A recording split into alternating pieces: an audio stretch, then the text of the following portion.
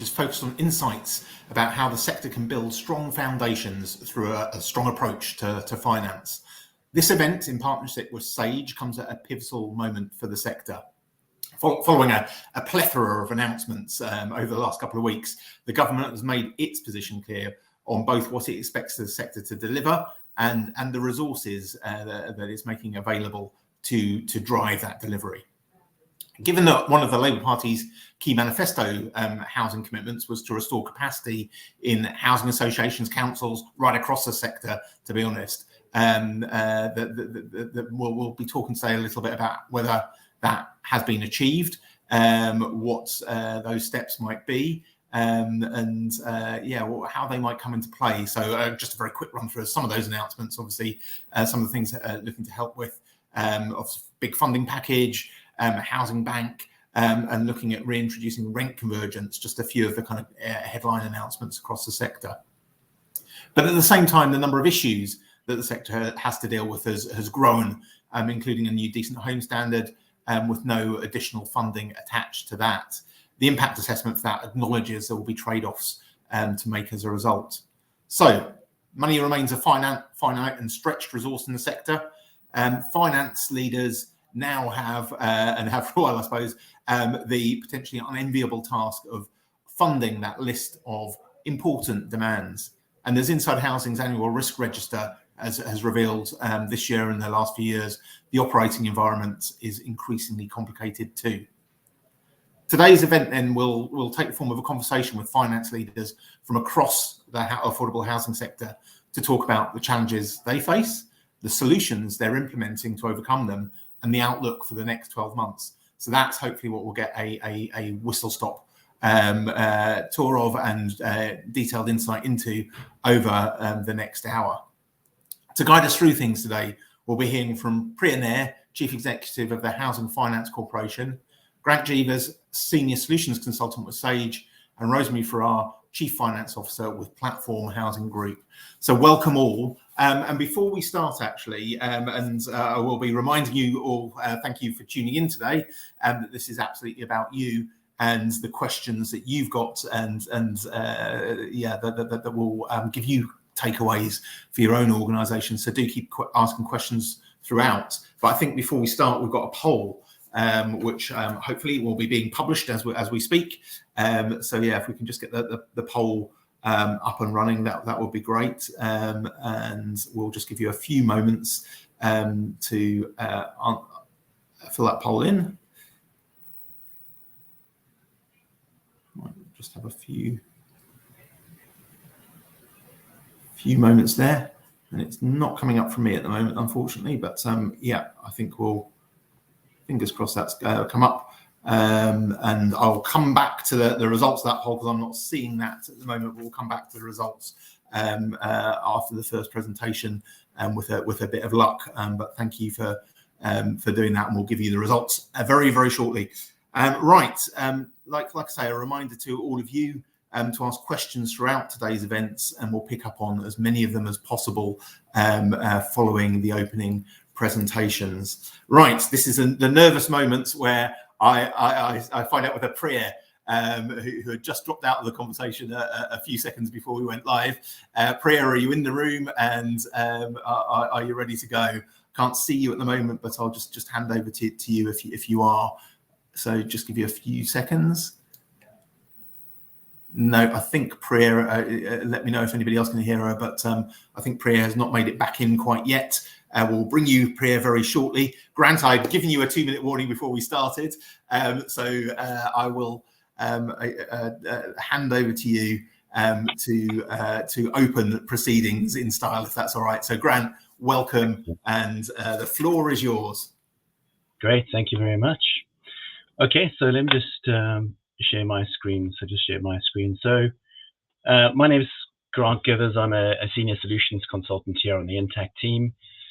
And I tend to focus on organizations who are looking to change their financial systems. So what I wanted to do is look at some of the solution that we provide housing associations in particular. And I want to focus in on 4 key benefits. So Before I do that, you'll notice that we've got continuous trust in the center of the screen. So Sage is the trusted partner of choice for thousands of customers across the UK and abroad. A lot of those are made up of housing associations as well.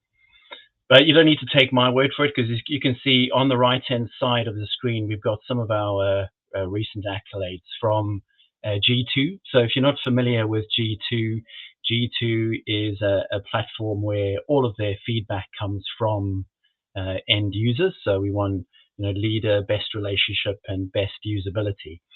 And I think partly the reason for that is because of our simple approach to finance. So, talking about strong finance and strengthening finance for any organization, we take a simple approach to finance, and I'll explain how we do that. First of all, we've got, with the dashboards and reporting and that we're delivering to various stakeholders within the finance department, we're feeding them all of the information that they need to be able to do their jobs, make decisions quickly and timely, but also, all of the screens and that users are using are all intuitive for users to use. And obviously we are doing something right if we won best usability this year. But just to give you a little flavor of that, here we're looking at a housing association's dashboard. So I can see top right corner here, total rental income, but I'm also being able to look at things like non-financial data. So, being able to capture the number of units, then divide that rental income here by the number of units to give me the average rent. So you can capture whatever non-financial data is critical to your organization. And this helps also with, producing a lot of those NROSH reporting and statutory requirements. There's also the ability to, split out your rental income by the different tenure types. And it's being able to deliver reporting in this way that's just helping to simplify finance and also just strengthen different roles across the finance function. But moving on to automation. So any finance platform really should help to drive automation in any finance department. And, we are doing that in a number of different ways.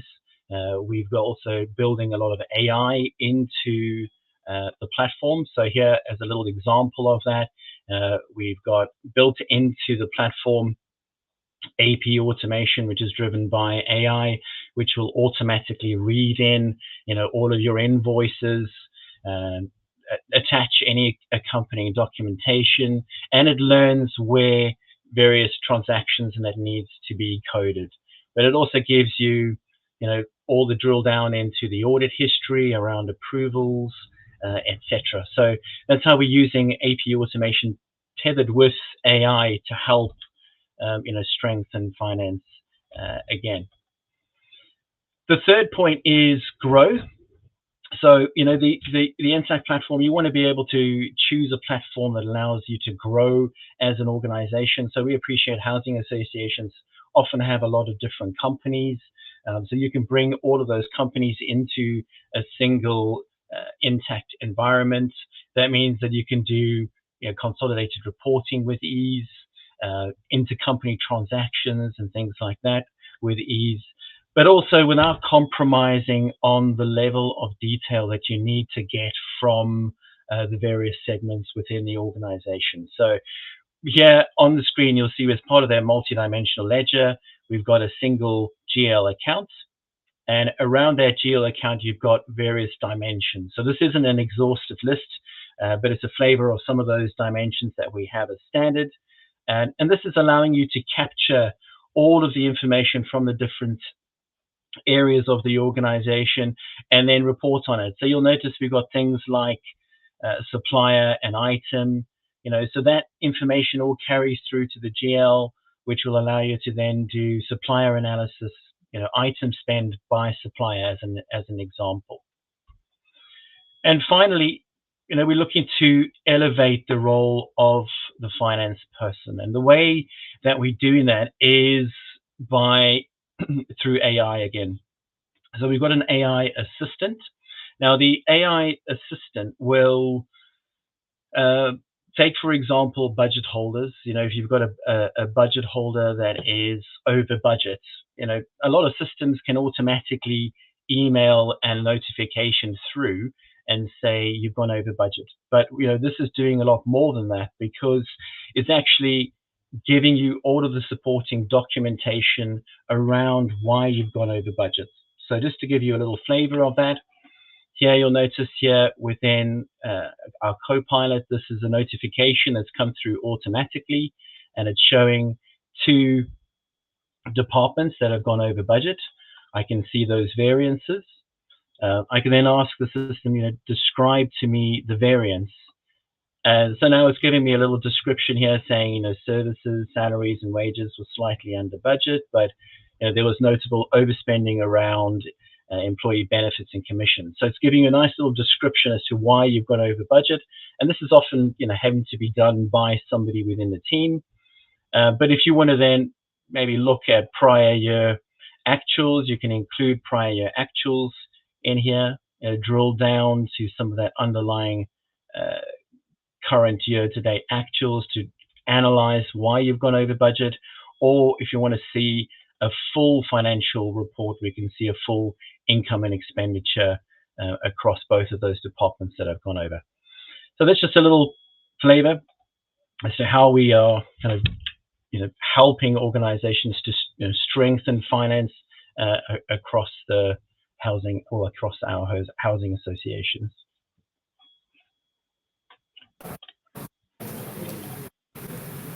Thank you very much, Grant. Great opening, and I should say, great to see Priya as well. So welcome, and thanks very much, Grant.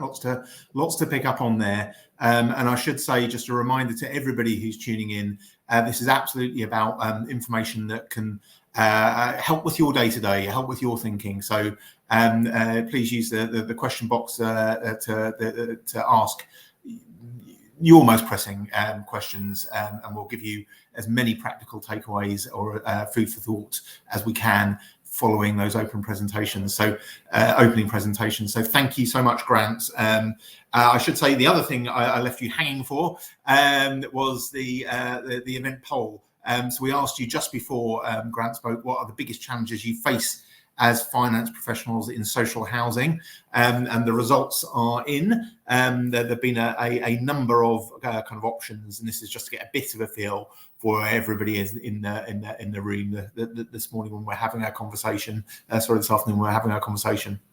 A mixed picture, but perhaps one that also gives an indication of the mixed bag of challenges that the sector faces as well. So visibility of data, a full quarter of you said that was the biggest challenge you face as finance professional in social housing. And then another quarter talked about managing risk, about 10% demonstrating compliance, and then getting on for 40%, 38% thereabouts, kind of all of the above or several of the above. So absolutely a kind of a number of priorities for you. So thanks for that. That's really helpful just in terms of knowing where you are today. Great insight into the complex nature of what the sector's wrestling with. So without further ado, Priya, welcome. Great to have you here. Sorry to run you out of order, but brilliant to see you. And Priya, welcome, and over to you.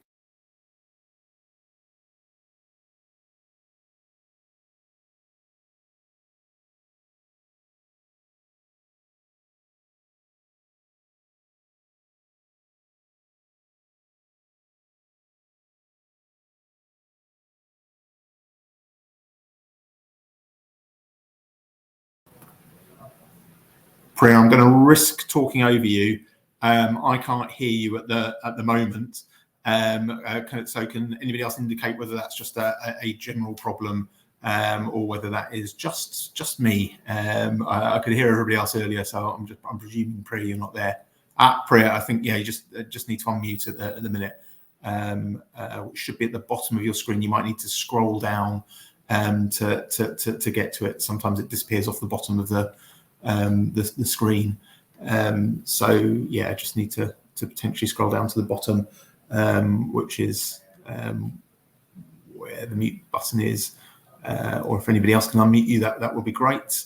Okay, so I think I got it. Brilliant, there you are. Fabulous. So sorry. I will stop waffling and hand back to you. So, that's all right. Thank you, and apologies for the technical glitches. It was working a little earlier. I think I'll go straight into it with the slides. Just to take a step back, just to introduce, for those of you who don't know the Housing Finance Corporation, we were set up over 35 years ago as an independent specialist finance company. And what we do is exclusively raise funds to make loans to housing associations across the 4 nations. And I guess from my perspective, what we try to do here is to run through a few key messages we're receiving when we look across our book of business. We cover the 4 nations, and our loan book covers a little over £8.2 billion. And Rosemary will go into a little bit more detail, but we're grateful for her participation in our financing programs. I guess to sort of set the scene a little bit, going to the next slide, the landscape, which I think has been touched on already, but just to remind everyone, and this is definitely a consistent theme we're seeing across all of our borrowers across the book I mentioned earlier. There are these consistent challenges and headwinds, and we see them remaining for the foreseeable future, unfortunately. These include rising pressures around increased costs for repairs, the decarbonization agenda, building safety. These are combined with real term rent reductions, elevated inflation, and higher interest rate environment.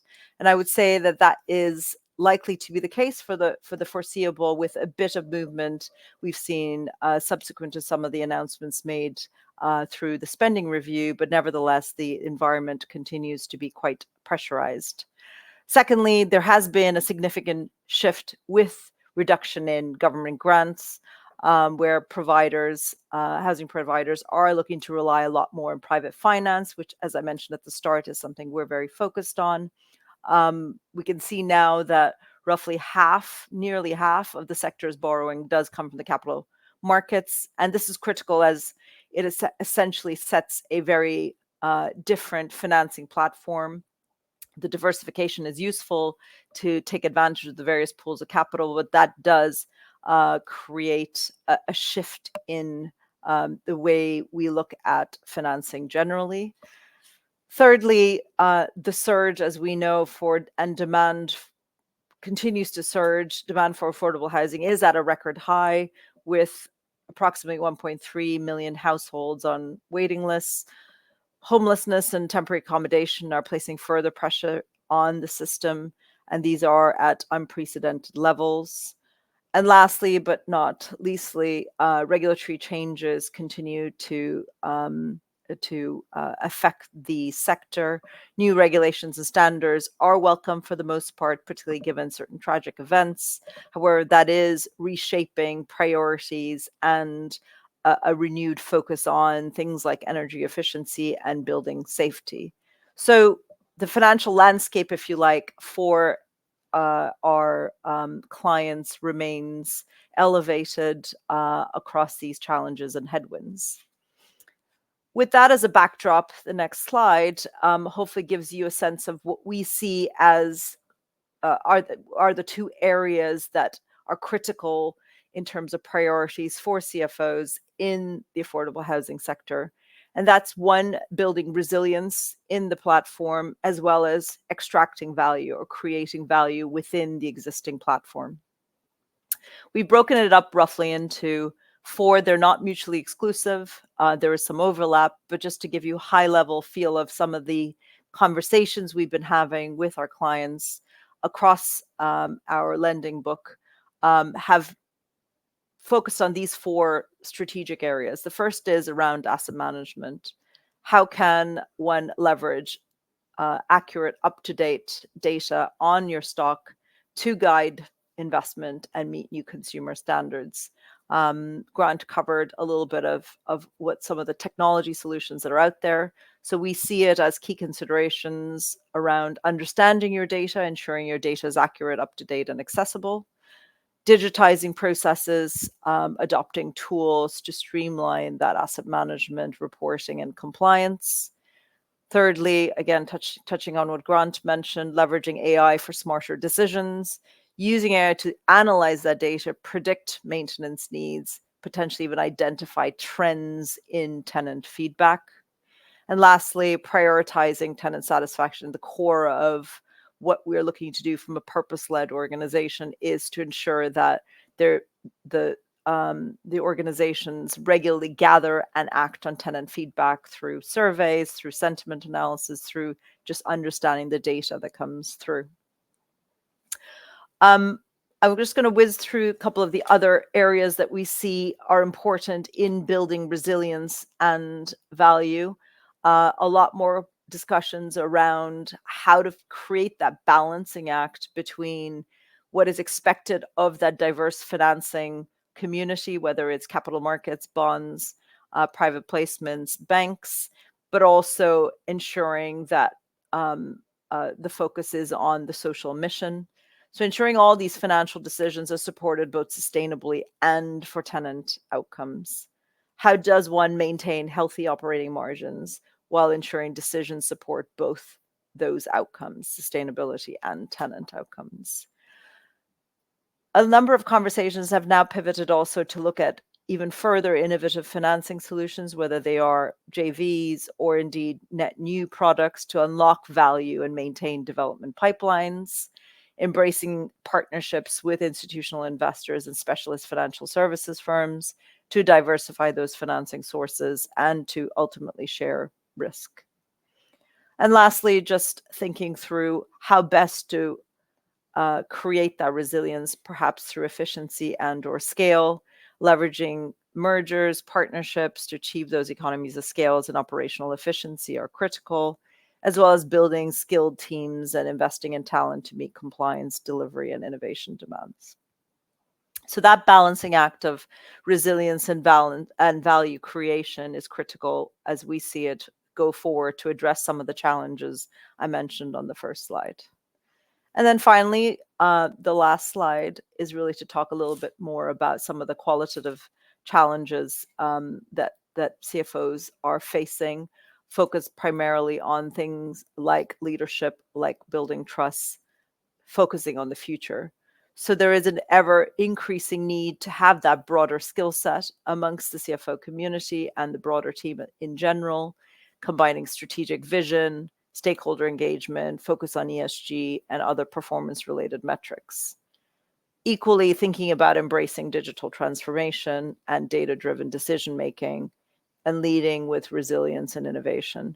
That's quite a lot to contend with. So that is what we see as required skill set to build the foundations for creating that resilience and value creation. Building that trust is critical, especially in this time of change and time of volatility. Transparent communications with all stakeholders, in particular with tenants, residents, especially around repairs, sustainability, and service charges. Equally looking at future-proofing, again, embracing digital transformation and doing proactive risk management is critical as a foundation for that resilient financial leadership. And I suppose to conclude is a call to action, really, for all of us, indeed, to lead with resilience, innovation, a commitment to both financial health, but also community impact. We see the sector standing at a very pivotal moment where government support and investor appetite are strong, but action is needed to convert this into tangible solutions. We see the role of the CFO as critical in that regard, along with the rest of the senior leadership team and indeed the entire team, to champion innovation, partnership, and transparency to unlock new capital, deliver sustainable homes, and build trust with all stakeholders.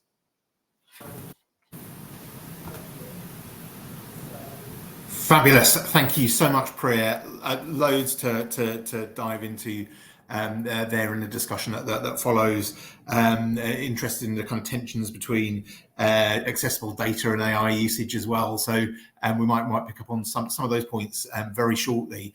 Just a reminder to everybody tuning in, please get your questions coming in and into that audience engagement question box, and we will pick up on as many as possible of your questions following the presentation. So thank you very much, Priya, and Rosemary, welcome, and over to you. Good afternoon, all. I'm going to start by just sharing some observations with you. Thank both the previous speakers for a detailed outlook of some important changes that we all need to face. For those of you that haven't met me or heard me before, I'm the CFO at Platform Housing. We're a relatively large housing association, 50,000 units, based in the Midlands, from the borders of Wales in the west to the Wash in the east, and up as far as Yorkshire and crossing the Oxford-Cambridge corridor. So we are a strong and resilient organisation, made up of a number of smaller organisations that got together over past years. We are facing very similar challenges to the rest of the sector, but I'm going to share some of the observations about what we see those challenges as being and how we're setting ourselves up to face them. So, and for all of you who are already working in the housing association sector, you know that we are long-term businesses. That is something that is not well understood by either investors particularly or certainly politicians. And therein lies our strengths, but also challenges for people to understand our business properly. We have a very strong balance sheet based on owning and retaining our properties, which is, again, not something that the rest of similar businesses do. We're low risk, low volatility. I always say that being a CFO of a housing association is like driving the Queen Mary. We are low to react to change, which is a positive and a negative. We don't leak any of our finances, so we don't distribute our dividends. The not-for-profit sector, that's a very strong positive attribute. And we are a very good investment, particularly teamed up with other long-term organisations who want to find a long-term home, low-risk home for their funds. So how does the investment community get the best out of housing associations and the government get the best out of housing associations? It's a truism to say that our core product is low-cost sub-market rent. It does require grant. So the grant can be OPEX or CAPEX. We've tried OPEX over the recent years. It's not as efficient as CAPEX. CAPEX gives a better return. And from a government's point of view, it's a very good investment. Housing associations need as much certainty as they can when they're modelling the future to reduce the margin for risk. The more certainty there is, the better return they can give for the government's investment. And housing associations should be a central part of political conversations to build a more resilient rental market in the country. And for that, we very much welcome the current housing minister, who has been consistent and has brought us to the table.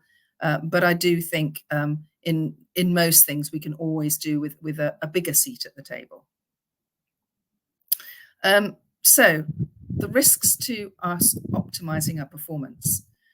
I think the first point I'd like to make is that I think the housing association sector has fallen foul to a very big weakness, and that is over the years we haven't invested properly in our assets. We've quite rightly seen our core function as our customers, but if our customers aren't comfortable in our assets, then we can't carry out our core function as effectively as we'd like to do.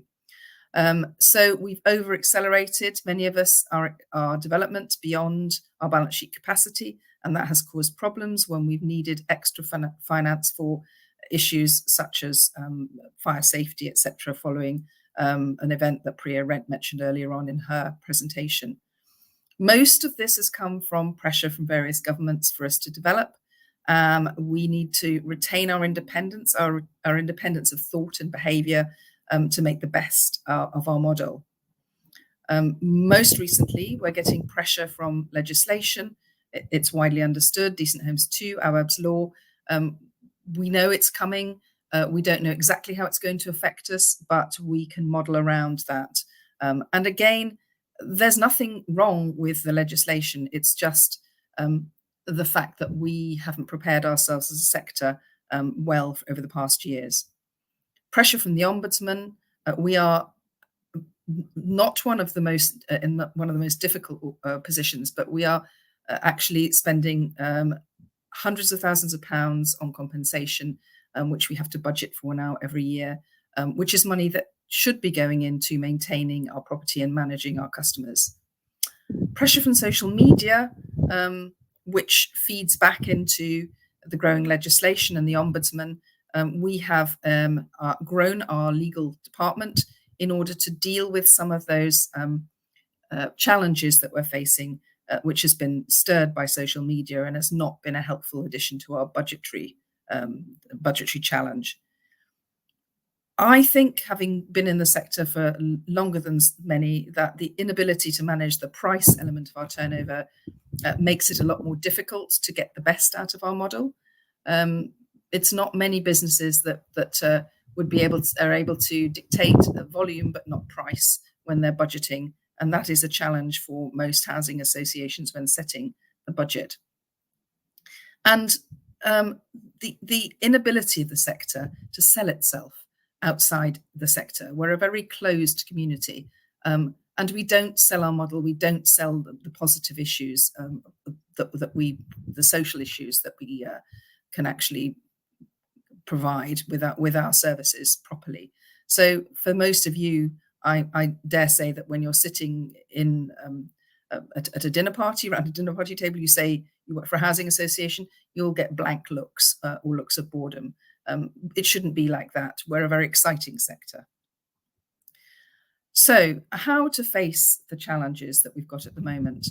I think originally Grant showed how we can, some of the detailed ways in which we can model our finances. Smart long-term modeling is an absolutely critical tool that we have to face the current challenges. The challenges are not in year, they're over a series of years. And because of our long-term nature, the more we look long-term at our balance sheet, strengthening our balance sheet, the more we'll be able to provide the service that we're here to do. Stress testing, internal and external risks and regulation, and sharing that with the board. Our executive and board are very, very familiar with our financial model, the stress testing. It's the basis of repeated conversations, much, much more so than when I first joined Platform 5 years ago. And that is a key to us actually managing the strength of our balance sheet, because we're sharing those decisions about how to move forward with the executive and the board in a way that they are able to understand. And some of the things that Grant showed us, some of the ability to share that information is critical. Most of us have financial systems, legacy systems, which are slightly dated. We moved to Dynamics 2 years ago with Power BI reporting. We're able to do a much deeper analysis of the parts of our organization that provide a better payback and the parts that need managing and decisions about whether we invest, whether we dispose, etc. And I think we need to have those conversations in a much more agile manner, which may mean looking at our core systems, changing and updating our core systems.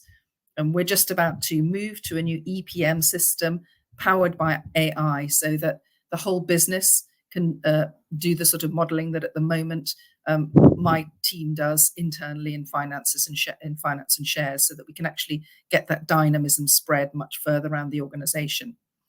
So we manage our budgets very closely. We've extended the golden rules beyond what our investors expect. So we can actually look at our core purpose, look at the departments that provide most value and most social value and financial value, and look at the KPIs which they need to provide. So we do whole organization training of KPIs. a basic rule for the organization: no surprises. We should know from month to month if anything goes wrong. We share it, we look at mitigating it, and that includes the regular investor updates. No surprises for the investors, so that they know that when we get to the end of the year, the results will very much reflect what we've been reporting to them on a quarterly basis. I think, going back to something I said earlier about the sector, it's really important to know our assets as well as our customers. And we are a customer-focused sector, but 25% of you said in the poll that one of the things you struggled with most was data. And it's data on those assets which ultimately is going to drive customer satisfaction that the sector needs to get to grips with. And again, as an organization, we're going back now and re-looking at the data on our assets, revisiting the different measurement of components and the different ways in which we look at the asset value, because that's going to give us the most important data about our balance sheet. Keeping a firm grip on our corporate strategy, regardless of external noise, particularly political noise, but also social media. And I think most of you will understand what I'm talking about there. And also being flexible enough to recognize the right opportunities to enable the delivery of our corporate strategy. So finally, what do I think we need to do more of? We need to continue to have good relations with our investors and to bring in as much debt finance and loan and equity finance as possible. As far as platforms concerned, 50%, slightly more than 50% of our current loan book is from capital markets. The other 50% is either legacy loans or RCFs, which we use for our day-to-day finance before we look at the right turn to go to the market. So we need to stress test. So we need, to have conversations with the government about freeing up our rent setting. I've tried over the years to do that. I know the Treasury have a very dim view of that, but rent convergence is a good start. And the more freedom we have to set our own rent, to dictate our own turnover, the more we can actually put back. So we need an ongoing good dialogue with government. And again, as I say, the new housing minister is very positive. Positive external communications. This seminar's a great step to have that conversation. And joint working with investors to explore new models. So I think Priya mentioned equity models, perhaps managing rather than owning, any way in which we can extend the amount of housing that we offer. So those are my initial thoughts, and happy to answer questions. Thank you very much, Rosemary, and thank you all for some really detailed and insightful opening thoughts this afternoon. Thank you as well for tuning in. There's some questions coming through which I'll move to very shortly, and a lot to kind of get through actually, both in terms of different models that might be emerging, different ways of working, but also some of the kind of challenges just in terms of structures and things like data, which we might want to wrestle with. So yeah, I want to pick up on some of those kind of big topics as we go. But yeah, so actually let's start with a question from the audience, and just a reminder: do ask your questions via the Q&A box, and I'll get to as many as possible as we proceed over the next 20 minutes. So yeah, question that's come in, and this is quite a specific situation, but really interesting. We're talking about new models, and government has certainly talked about wanting in some ways new voices in the sector. So the question that's come in is, I'd be really interested to hear any thoughts or experiences or advice around newer organisations accessing finance. My organisation only formed last year. We end up in a cycle of most lenders or grant providers wanting to work with organisations that have got a significant trading history, ongoing turnover, but simultaneously we're struggling to build that without having access to the finance. So new players coming into the sector, we're certainly aware that that's happening in a number of different ways. But yeah, that kind of how you kind of build up those new players. So Priya, I might move to you first with that, but yeah, put your hand up if anybody else wants to go ahead. Sure, I will kick off, but happy for others to contribute. That is a tricky balancing act until you've done your first financing. You're still seen as a new entrant. So how do you get the first financing in? My experience is that you do need that trading history, no question, just so that investors, in particular institutions, I would say, given the way they finance, need to showcase some sort of historical performance to make an assessment of how it will perform going forward. But, the age-old saying that, history doesn't repeat itself necessarily, or historical performance doesn't get repeated. My recommendation would probably be to work through the first financing with a relationship bank or a relationship-led approach, allowing you that flexibility with that relationship to enter into the financing markets. And that creates hopefully a foundation and a footing that over the course of continuous positive performance, you're able to then continue to diversify. And I don't think that was dissimilar to how housing associations approached accessing alternative financing. It was initially relationship banks, relationships that provided it. And as time has passed, the diversification increased, and the availability of different pools of capital increased. So I think I would approach it that way as a starter for 10.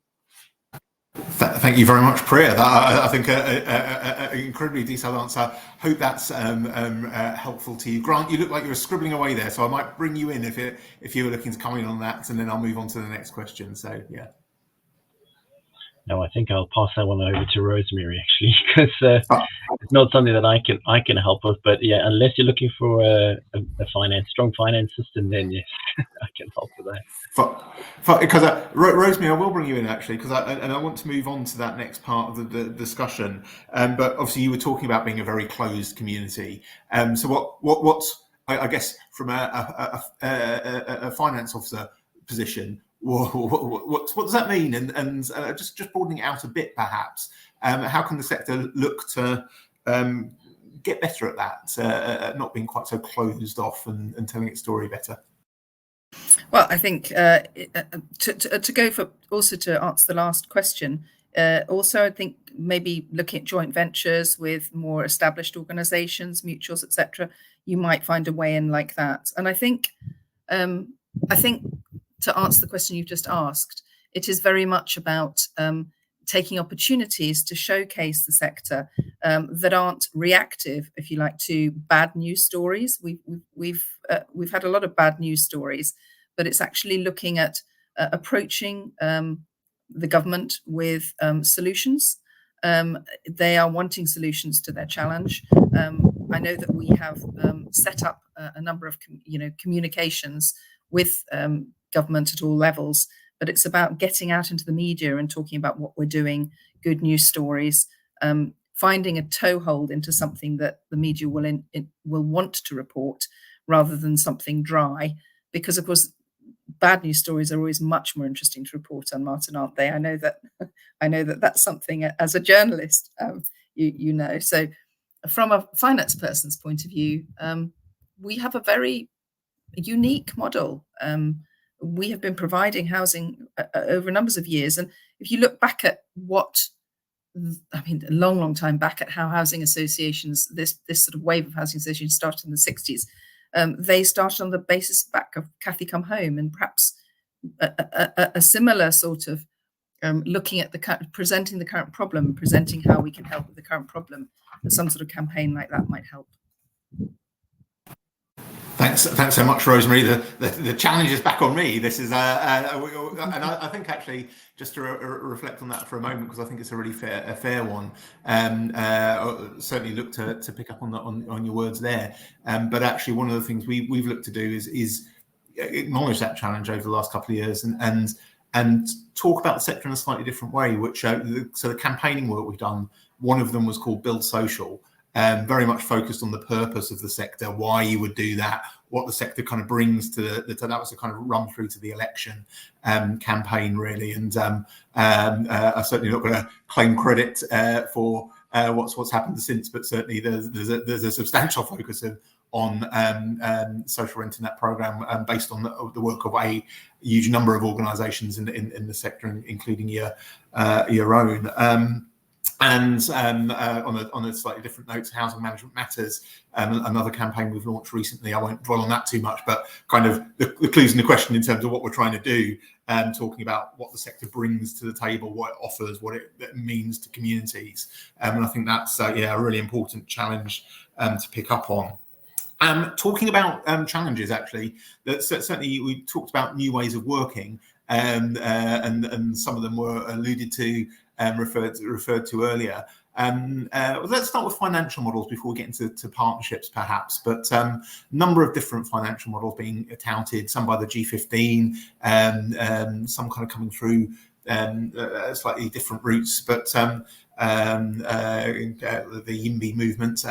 But interesting your take on the pros and cons of different financial models currently being talked about in the sector, fated, but haven't necessarily come via governments yet, such as amortised grants. I think that's a G15, one of their big pushes at the minute, or social housing tax credits, kind of system in the US. Which has certainly been talked about quite a lot this year in various different groups. Priya, you've caught my eye, and I'll just look out for people looking to catch my eye on that one. But Priya, I'll bring you in first on that. I suppose my take on that is simplicity is king. I think you can overcomplicate it. I think the challenges, though, do vary depending on size of organization, region, focus of an organization. So you touch on G15. There are particular challenges for G15 to tackle, which may not be the case for a Yorkshire-based housing association, for example. So it's really understanding that problem better and seeing what best suits from a financing perspective. And I speak primarily about institutional financing.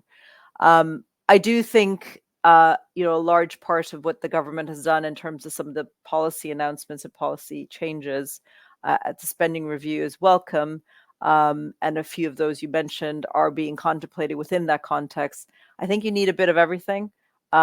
Simplicity along the financing side, but I think Rosemary said in one of her first points on her slides, when you're talking about particularly social rent, it needs subsidy. And so to make the maths work, you do need these creative solutions from public sector, whether that's amortized grant or other types of forms, because otherwise it doesn't work. So I would say there are two parts to it. One is simplicity on the financing side. How do you bring those long-term, again, a point made already, long-term partners, and I will touch on partnerships, but also particularly in certain types of tenures, we do need creative thinking around public sector capital, subsidies to kickstart and try and crowd in more private capital. Thanks very much, Priya. And actually, just so I absolutely understand the point as well, when you're talking that simplicity is key. Yeah. Are you worried that we're drifting into away from simplicity, Yes. if you like? Yes. As someone who has a structured finance and securitization background, I appreciate complexity, but I think some of the problems need to be better understood to understand the key tenet of our sector, which is very tenant-led. Rosemary touched on one subject as well, which is, if you invest in stock, existing stock, it doesn't necessarily translate to increased income to the landlord. There's some peculiarities and wonderful parts of the model that the sector has built up and has worked that need to be taken into consideration when looking at solutions. It's not a lift and dump into because it's worked in another sector applied here. It needs to be tailored to reflect the particularities of the sector, the importance of certain aspects. So that is the driving force, at least from my perspective, is how do we find the cheapest form of capital, ensuring those particular red lines are not crossed. Thanks very much, Priya. And Rosemary, I'll bring you in to talk about that and any thoughts on that question in a second. But also, I'll just move on to, I guess, that kind of balance. And actually, it came from something Priya was saying, but I think everybody kind of touched on it in different ways in the presentations. I mean, talking about the importance of building resilience and that involving making sure your data is accessible. And then using AI for smarter decisions. And I wondered how much tension there currently is in the system between those two statements, and how much one might be holding back the other. Really interesting to hear AI come up so much in the discussion today. So what that kind of means for you, it would be good to explore. So Grant, I'll bring you in a second on that, but Rosemary, I'll come to you because there might be two questions we can kind of address there. So anything on the previous one, and then your thoughts on that tension. So yes, I mentioned that our board have very much been keen to balance the strength of our balance sheet with the needs of our operational expenditure and investment. But one of the things they are keen to invest in longer term is AI, because they can see that longer term it will reduce or not so much reduce our running costs, but make us more efficient and effective, so that we can actually get the best out of our organization by using that data analytics, some of which Grant showed us at the beginning.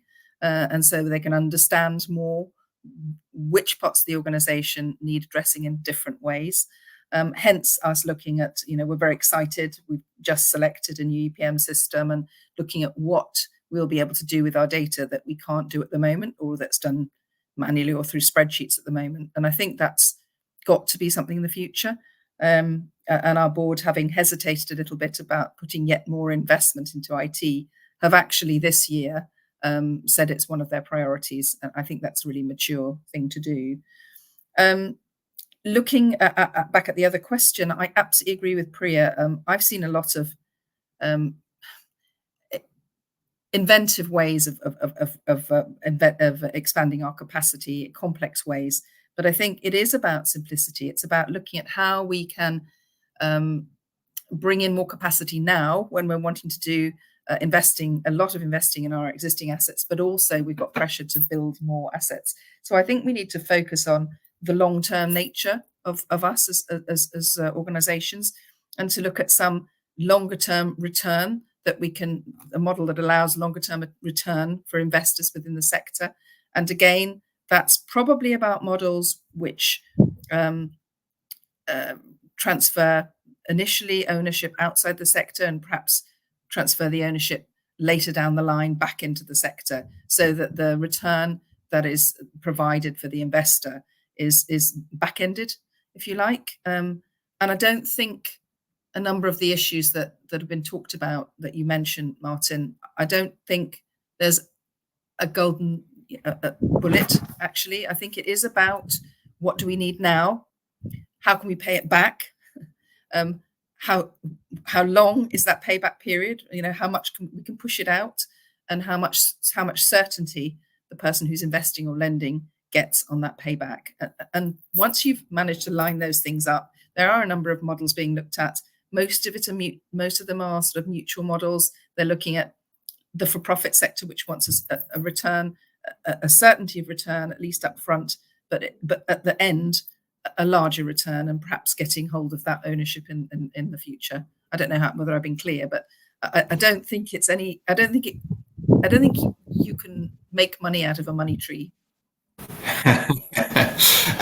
Yes, this got a silver bullet or whatever. Yes, we'll come and pick up on those partnerships shortly. But Grant, I'll just bring you in on that kind of tension, perhaps, because you're obviously offering solutions. But are there tensions in the system that you're seeing, and that kind of, because we do hear a lot in the sector. Actually, a piece in this month's Inside Housing about kind of data quality in the sector. So talk us through the potential solutions there, and this kind of the extent to which the ability to use AI for smarter decisions is in any way hampered by the data quality that's there at the moment. No, I mean 100%, and I think that when we're working with customers, that's the first thing we would say. When they're wanting to look at changing platform, we would say, look at your data, look at cleaning up your data, look at what is it that you want with your the outputs of the data. And I mean, these AI models that are only really as good as the data that they are kind of consuming. But so getting back to something that Priya said a little bit earlier, which that simplicity is king. I really like that, and this is where AI can really help to drive that simplicity. And I think having a platform. This obviously I'm coming from this in a slightly different point of view because I get into the weeds of the day-to-day kind of finance functions, right? So having a platform that allows you to capture and almost force you in a way to implement best practice helps you to get around some of those data challenges that you may have.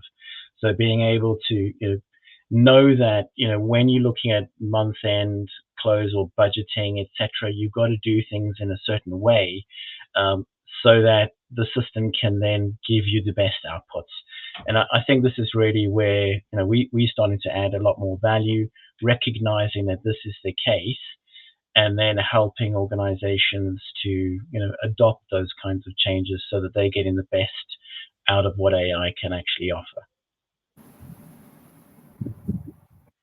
Thanks very much, Grant. And I will now come to that question about partnerships too. Just alluded to a few moments ago, but just in the last few minutes, I think let's just have a bit of an explore there as well about the types of partnerships that need to emerge, perhaps. What roles the sector has in driving those emerging. And obviously, I think just a few moments ago alluding to partnerships with for-profit providers, for example, various different models being talked about, including the transfer of existing homes.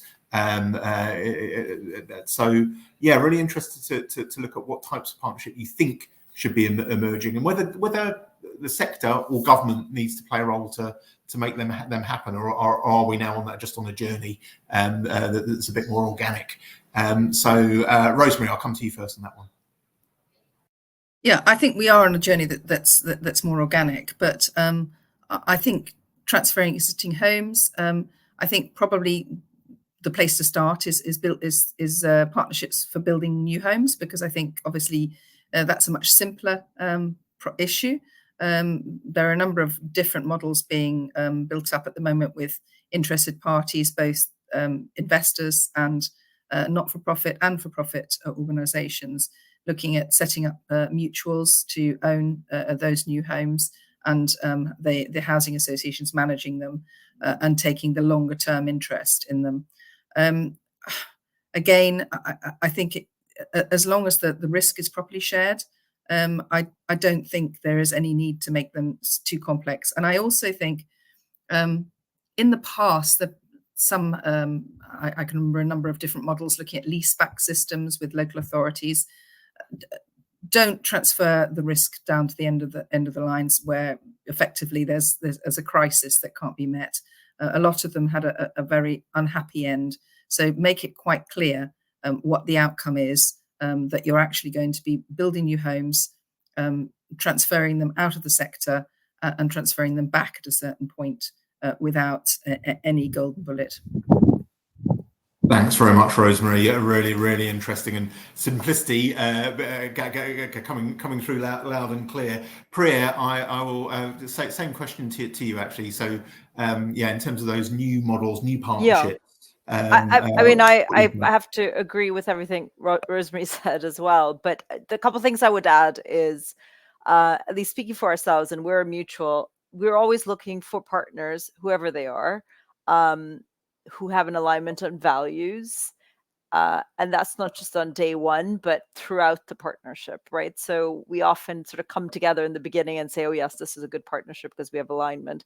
But is that the case throughout the longer term nature of one of these partnerships. That's number one I would add. The second is, it is absolutely clear, as you think about alignment of values, also really understanding the risk reward sharing relationship. Again, today, tomorrow, 10 years time. So clarity on that. And this is where the simplicity thing I think comes through, is clarity on how that partnership risk reward relationship really works throughout that life cycle. And then perhaps just to sort of add on to Rosemary's point around, development partnerships for development rather, versus existing stock. I think, again, that's probably where the innovation may be coming through for housing association, housing providers, in that, and it ties into the risk reward. Some people like development risk, others don't. Trying to find the right relationship for the different parts of that life cycle, whether it is development phase or once it's operational or once it's being managed. How do you think about who is appropriate and who is well equipped? So I would argue housing associations are well equipped to manage existing assets. So shouldn't that be retained in the sector? Yes. Therefore, other risks or other parts of the life cycle, is that an opportunity for a housing association to find the appropriate partner at the right price, at the right time, in the right relationship? Thank you so much, Priya. And I am afraid we are out of time. That has whisked by loads of detail, really great presentations, and a really interesting discussion actually, and lots to take away and dwell on. But that point about simplicity being key, I think, a really interesting one to think about as well. And certainly we'll be watching those partnerships as they emerge and change over the coming months and years. So thank you all very much for tuning in today. Thank you to our panel for a really interesting discussion and great presentations. So thanks to Grant, Priya and Rosemary. Thanks to Sage for making the event today possible as well. Really important discussion to have, and lots of useful takeaways today. So thank you very much to them. And absolutely, most of all, thank you to you for tuning in, hopefully that's given some useful insights and useful takeaways for your own organisations and your own thinking moving forwards. So thank you all. Great to see you today, and see you all very soon. Thank you.